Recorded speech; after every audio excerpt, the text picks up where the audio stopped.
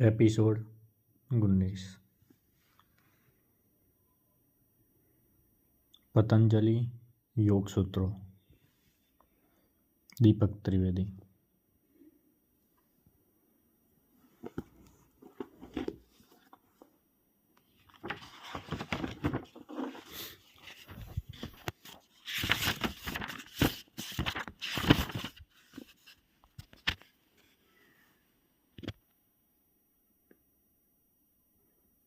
योग क्या है?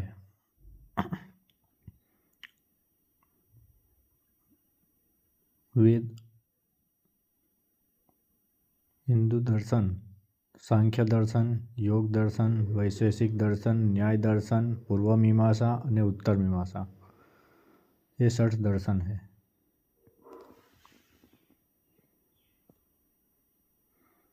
જેમણે સ્વર્ગ અને પૃથ્વીનું પાલન કર્યું છે, અમે હવ્ય દ્વારા તે પ્રજાપતિ દેવની પૂજા કરીએ છીએ।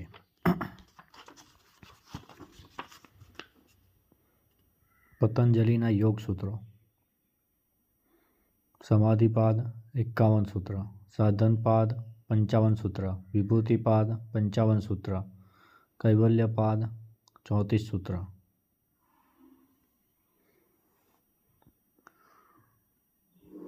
तो योग सिर्फ एक्सरसाइज नहीं है। सिर्फ बाबा रामदेव जो कराते हैं वो केवल योग नहीं है, योग का पूरा शास्त्र है।